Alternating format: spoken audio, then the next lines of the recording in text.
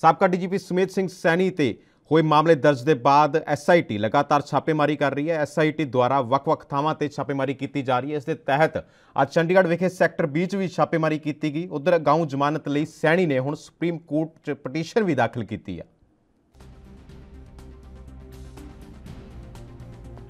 ਸੋ ਤੁਹਾਨੂੰ ਦੱਸ ਦਈਏ ਕਿ ਸਾਬਕਾ ਡੀਜੀਪੀ ਸੁਮੇਧ ਸੈਣੀ ਤੇ ਮਾਮਲੇ ਦਰਜ ਤੋਂ ਬਾਅਦ ਐਸਆਈਟੀ अलर्ट मोड ਤੇ ਹੈ। ਵੱਖ-ਵੱਖ ਥਾਵਾਂ ਤੇ छापेमारी की जा रही है। ਸੋ ਤੁਹਾਨੂੰ ਦੱਸ ਦਈਏ ਕਿ शिमला 'ਚ ਉਹਨਾਂ ਦੇ ਫਾਰਮ ਹਾਊਸ ਤੇ ਵੀ छापेमारी की गई। ਇਸੇ ਤਹਿਤ ਦਿੱਲੀ 'ਚ ਵੀ ਉਹਨਾਂ ਦੇ ਨਿਵਾਸ ਸਥਾਨ ਦੇ ਉੱਪਰ छापेमारी की गई। ਹਾਲਾਂਕਿ ਉੱਥੇ ਉਹਨਾਂ ਦੀ ਪਤਨੀ ਤੇ ਉਹਨਾਂ ਦੀ ਬੇਟੀ ਉੱਥੇ ਸਨ, ਪਰ ਸੁਮੇਧ ਸੈਣੀ ਹਲੇ ਵੀ ਗ੍ਰਿਫਤ ਤੋਂ ਬਾਹਰ ਨੇ। ਇਸ ਨੂੰ ਲੈ ਕੇ ਐਸਆਈਟੀ ਦੁਆਰਾ ਵੱਖ-ਵੱਖ ਟੀਮਾਂ ਗਠਿਤ ਕੀਤੀਆਂ ਗਈਆਂ ਨੇ, छापेमारी की जा रही है। ਸੋ ਇਸ ਦੇ ਨਾਲ ਹੀ ਜੋ ਸੁਮੇਧ ਸਿੰਘ ਸੈਣੀ ਨੇ ਉਹਨਾਂ ਵੱਲੋਂ ਅਗਾਊਂ ਜ਼ਮਾਨਤ ਲਈ ਸੁਪਰੀਮ ਕੋਰਟ 'ਚ ਪਟੀਸ਼ਨ ਵੀ ਦਾਖਲ ਕੀਤੀ ਗਈ ਹੈ।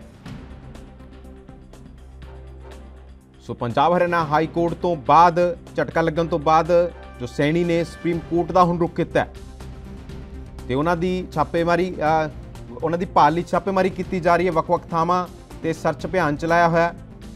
ਨਾਲ ਹੀ ਤੁਹਾਨੂੰ ਦੱਸ ਦਈਏ ਕਿ ਵੱਖ-ਵੱਖ ਥਾਵਾਂ ਪਹਿਲਾਂ शिमला 'ਚ ਰੇਡ ਕੀਤੀ ਗਈ ਆ, ਉੱਥੇ ਵੀ ਕੋਈ ਨਹੀਂ ਮਿਲਿਆ। ਹਲੇ ਸੈਣੀ ਪੁਲਿਸ ਦੀ ਗ੍ਰਿਫਤ ਤੋਂ ਬਾਹਰ ਨੇ।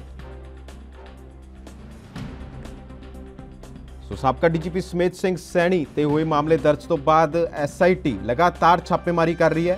एसआईटी द्वारा ਵੱਖ-ਵੱਖ ਥਾਵਾਂ ਤੇ छापेमारी की जा रही है। ਇਸ ਦੇ ਤਹਿਤ ਹੀ ਅੱਜ ਚੰਡੀਗੜ੍ਹ ਵਿਖੇ 20 ਸੈਕਟਰ 'ਚ छापेमारी की गई। ਪਰ ਸੈਣੀ ਦਾ ਹਾਲੇ ਤੱਕ ਕਿਸੇ ਨੂੰ ਵੀ ਕੁਝ ਨਹੀਂ ਪਤਾ ਕਿ ਉਹ ਕਿੱਥੇ ਨੇ। ਤੇ ਦੂਸਰੇ ਪਾਸੇ ਅਗਾਊਂ ਜ਼ਮਾਨਤ ਲਈ ਸੈਣੀ ਦੁਆਰਾ ਸੁਪਰੀਮ ਕੋਰਟ ਦਾ ਰੁਖ ਕੀਤਾ ਗਿਆ, ਪਟੀਸ਼ਨ ਦਾਖਲ ਕੀਤੀ ਗਈ ਹੈ ਉੱਥੇ। ਸੋ ਤੁਹਾਨੂੰ ਦੱਸ ਦਈਏ ਕਿ ਸਾਬਕਾ ਡੀਜੀਪੀ ਸੁਮੇਧ ਸਿੰਘ ਸੈਣੀ ਤੇ ਹੋਏ ਮਾਮਲੇ ਦਰਜ ਤੋਂ ਬਾਅਦ ਐਸਆਈਟੀ ਅਲਰਟ ਮੋਡ ਤੇ ਲਗਾਤਾਰ ਛਾਪੇਮਾਰੀ ਕੀਤੀ ਜਾ ਰਹੀ ਹੈ। ਵੱਖ-ਵੱਖ ਥਾਵਾਂ ਤੇ ਛਾਪੇਮਾਰੀ ਕੀਤੀ ਜਾ ਰਹੀ ਹੈ, ਪਰ ਪੁਲਿਸ ਦੀ ਗ੍ਰਿਫਤ ਤੋਂ ਬਾਹਰ ਨੇ ਸਾਬਕਾ ਡੀਜੀਪੀ ਸੁਮੇਧ ਸਿੰਘ ਸੈਣੀ। ਸੋ ਇਸੇ ਤਹਿਤ ਅੱਜ ਚੰਡੀਗੜ੍ਹ ਵਿਖੇ ਸੈਕਟਰ 20 'ਚ ਛਾਪੇਮਾਰੀ ਕੀਤੀ ਗਈ, ਪਰ ਉੱਥੇ ਵੀ ਪੁਲਿਸ ਦੇ ਹੱਥ ਖਾਲੀ ਹੀ ਦਿਖਾਈ ਦਿੱਤੇ। ਸੋ ਤੁਹਾਨੂੰ ਦੱਸ ਦਈਏ ਕਿ ਮੁਲਤਾਨੀ ਮਾਮਲੇ ਦੇ ਵਿੱਚ ਸਾਬਕਾ ਡੀਜੀਪੀ ਸੁਮੇਧ ਸਿੰਘ ਸੈਣੀ ਖਿਲਾਫ ਮਾਮਲਾ ਦਰਜ ਕੀਤਾ ਗਿਆ। ਤਾਂ ਉਸ ਤੋਂ ਬਾਅਦ ਐਸਆਈਟੀ ਦੁਆਰਾ ਵੱਖ-ਵੱਖ ਟੀਮਾਂ ਗਠਿਤ ਕਰ ਦਿੱਤੀਆਂ ਗਈਆਂ ਨੇ, ਛਾਪੇਮਾਰੀ ਕੀਤੀ ਜਾ ਰਹੀ ਹੈ। ਜੋ ਵੱਖ-ਵੱਖ ਉਹਨਾਂ ਦੇ ਨਿਵਾਸ ਸਥਾਨ ਨੇ ਸਾਬਕਾ ਡੀਜੀਪੀ ਸੁਮੇਧ ਸਿੰਘ ਸੈਣੀ ਦੇ, ਉਹਨਾਂ ਤੇ ਛਾਪੇਮਾਰੀ ਕੀਤੀ ਜਾ ਰਹੀ ਹੈ। ਤਾਂ ਇਸੇ ਤਹਿਤ ਅੱਜ ਚੰਡੀਗੜ੍ਹ 'ਚ ਸੈਕਟਰ 20 'ਚ ਵੀ ਛਾਪੇਮਾਰੀ ਕੀਤੀ ਗਈ ਹੈ। ਤਾਂ ਦੂਸਰੇ ਪਾਸੇ ਅਗਾਊਂ ਜ਼ਮਾਨਤ ਲਈ ਸੈਣੀ ਨੇ ਸੁਪਰੀਮ ਕੋਰਟ ਦਾ ਰੁਖ ਕੀਤਾ ਤੇ ਪਟੀਸ਼ਨ ਦਾਖਲ ਕੀਤੀ ਹੈ। ਇਸ ਦੇ ਨਾਲ ਹੀ ਇਸ ਖਬਰ ਤੇ ਹੋਰ ਜਾਣਕਾਰੀ ਲੈਣੇ ਆ ਸਾਡੇ ਨਾਲ ਸਾਡੇ ਸੀਨੀਅਰ ਸਹਿਯੋਗੀ ਵਿਨੀਤ ਕਪੂਰ ਚੰਡੀਗੜ੍ਹ ਤੋਂ ਲਾਈਵ ਜੁੜੇ ਹੋਏ ਨੇ। ਵਿਨੀਤ, लगातार एसआईटी द्वारा छापेमारी की जा रही है साबका डीजीपी सुमेध सैनी ਨੂੰ गिरफ्तार करने के लिए। हालांकि अज सैक्टर 20 ਵਿੱਚ भी छापेमारी की गई है, पर पुलिस द्वारा जो छापेमारी की जा रही है हाले तक पुलिस के हाथ खाली जाप रहे हैं। बिल्कुल, देखो सीधे तौर पर गुरप्रीत, जेकर आप सुमेध सिंह सैनी की गल करिए तो अज सवेरे सुमेध सिंह सैनी की गिरफ्तारी को लैके चंडीगढ़ के दो थावां ते रेड हुई है। पहली रेड जी है वो सैक्टर 10 की गई है, कोई नज़दीकी दसिया जा रहा है सुमेध सिंह सैनी का।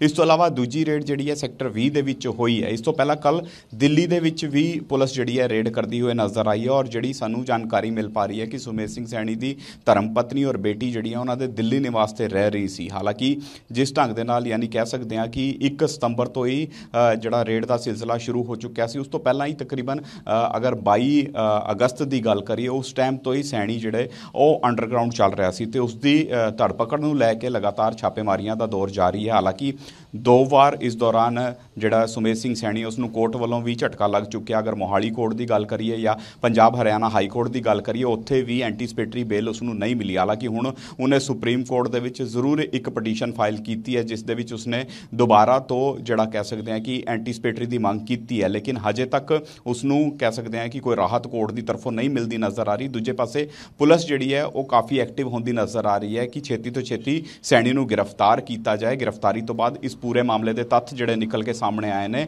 ਉਹਨਾਂ ਨੂੰ ਵੈਰੀਫਾਈ ਕੀਤਾ ਜਾਏ, ਸੈਣੀ ਦੀ ਜਿਹੜੀ ਇਨਵੋਲਵਮੈਂਟ ਹੈ ਉਸ ਨੂੰ ਵੈਰੀਫਾਈ ਕੀਤਾ ਜਾਏ ਔਰ ਜਿਹੜੇ ਵੀ ਇਸ ਮਾਮਲੇ 'ਚ ਸਬੂਤ ਹੈ ਉਹ ਜੁਟਾਏ ਜਾਣ ਤਾਂ ਕਿ ਮਜ਼ਬੂਤੀ ਨਾਲ ਆਪ ਪੂਰਾ ਮਾਮਲਾ ਜਿਹੜਾ ਕੋਰਟ 'ਚ ਰੱਖਿਆ ਜਾਏ, ਜਿਸ ਤੋਂ ਬਾਅਦ ਕੋਰਟ ਇਸ ਮਾਮਲੇ ਦੇ ਵਿੱਚ ਫੈਸਲਾ ਸੁਣਾਉਣ ਦੀ ਨਜ਼ਰ ਆਏ ਔਰ 29 ਸਾਲਾਂ ਤੋਂ ਜਿਹੜਾ ਪਰਿਵਾਰ ਇਨਸਾਫ ਦੀ ਗੁਹਾਰ ਲਾ ਰਿਹਾ। ਜਾਣਕਾਰੀ ਮਿਲੀ ਹੈ ਕਿ ਉਹਨਾਂ ਦੀ ਪਤਨੀ ਤੇ ਉਹਨਾਂ ਦੀ ਬੇਟੀ ਉੱਥੇ ਮੌਜੂਦ ਸਨ, ਉਹਨਾਂ ਨਾਲ ਕੋਈ ਗੱਲਬਾਤ ਹੋਈ ਹੈ, ਕੋਈ ਸੂਤਰਾਂ ਦੇ ਹਵਾਲੇ ਤੋਂ ਖਬਰ ਨਿਕਲ ਕੇ ਸਾਹਮਣੇ ਆਈ ਹੈ ਉਹਨਾਂ ਦੇ ਪ੍ਰਤੀ?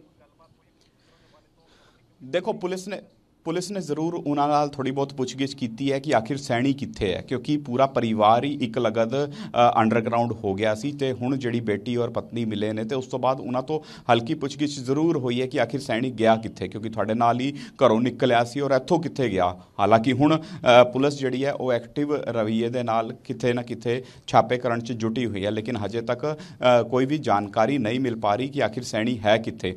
ਵੇਖਣ ਵਾਲੀ ਗੱਲ ਰਹੇਗੀ ਕਿ ਕਦੋਂ ਪੁਲਿਸ ਦੀ ਗ੍ਰਿਫਤ ਦੇ ਵਿੱਚ ਸੈਣੀ ਆਂਦਾ ਔਰ ਉਹ ਇਸ ਮਾਮਲੇ ਦੇ ਵਿੱਚ ਕੀ ਕੁਝ ਖੁਲਾਸੇ ਕਰ ਪਾਉਂਦਾ। ਇਸ ਦੇ ਨਾਲ ਹੀ ਜੇਕਰ ਵਿਰੋਧੀ ਧਿਰ ਦੀ ਗੱਲ ਕੀਤੀ ਜਾਵੇ ਤਾਂ ਵਿਰੋਧੀ ਪਾਰਟੀਆਂ ਕਈ ਸਵਾਲ ਖੜੇ ਕਰ ਰਹੀਆਂ ਨੇ ਸੂਬਾ ਸਰਕਾਰ ਤੇ। ਸਾਫ਼ ਤੌਰ ਤੇ ਆਮ ਆਦਮੀ ਪਾਰਟੀ ਦਾ ਕਹਿਣਾ ਹੈ ਕਿ ਜੋ ਕੈਪਟਨ ਅਮਰਿੰਦਰ ਸਿੰਘ ਨੇ ਉਹ ਸੈਣੀ ਨੂੰ ਬਚਾਉਣ 'ਚ ਲੱਗੇ ਹੋਏ ਨੇ।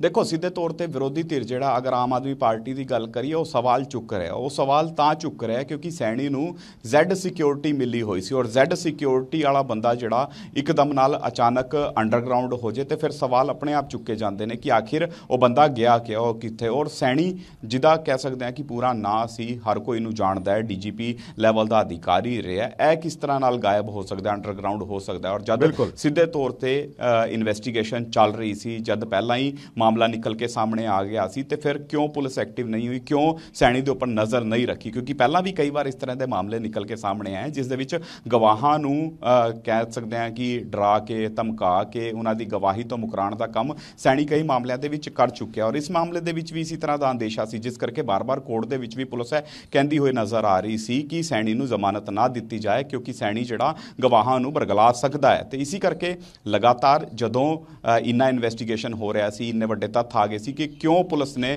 ਉਸ ਨੂੰ ਸਮੇਂ ਰਹਿੰਦੇ ਉਸ ਤੇ ਨਜ਼ਰ ਨਹੀਂ ਰੱਖੀ, ਕਿਉਂ ਉਸ ਨੂੰ ਫਰਾਰ ਹੋਣ ਦਿੱਤਾ ਗਿਆ, ਕਿਉਂ ਉਸ ਦੀ ਗ੍ਰਿਫਤਾਰੀ ਸਮੇਂ ਤੇ ਨਹੀਂ ਹੋਈ। ਇਸ ਕਰਕੇ ਵਿਰੋਧੀ ਧਿਰ ਕੈਪਟਨ ਸਰਕਾਰ ਦੀ ਮਨਸ਼ਾ ਤੇ ਸਵਾਲ ਚੁੱਕ ਰਿਹਾ, ਸਿੱਧੇ ਤੌਰ ਤੇ ਕਹਿ ਰਿਹਾ ਕਿ ਜਿਸ ਤਰ੍ਹਾਂ ਨਾਲ ਸ਼੍ਰੋਮਣੀ ਅਕਾਲੀ ਦਲ ਭਾਜਪਾ ਸਰਕਾਰ ਵੇਲੇ ਆਪਣੀ ਪਾਵਰ ਦਾ ਯੂਜ਼ ਸੈਣੀ ਕਰਦਾ ਹੋਇਆ ਨਜ਼ਰ ਆਉਂਦਾ ਸੀ ਤੇ ਇੱਥੇ ਵੀ ਆਪਣੇ ਉਸੇ ਰਸੂਖ ਦਾ ਫਾਇਦਾ ਸੈਣੀ ਚੁੱਕਦਾ ਹੋਇਆ ਨਜ਼ਰ ਆਇਆ ਔਰ ਇਸੇ ਕਰਕੇ ਉਹ ਫਰਾਰ ਹੋ ਗਿਆ। ਜੀ ਬਿਲਕੁਲ ਵਿਨੀਤ, ਤੁਹਾਡਾ ਬਹੁਤ-ਬਹੁਤ ਧੰਨਵਾਦ ਤਮਾਮ ਜਾਣਕਾਰੀ ਸਾਂਝਾ ਕਰਨ ਦੇ ਲਈ। ਤਾਂ ਤੁਹਾਨੂੰ ਦੱਸ ਦੇ ਕਿ ਸਾਬਕਾ DGP ਸੁਮੇਧ ਸੈਣੀ ਦੀ ਗ੍ਰਿਫਤਾਰੀ ਲਈ ਲਗਾਤਾਰ ਛਾਪੇਮਾਰੀ ਕੀਤੀ ਜਾ ਰਹੀ ਹੈ।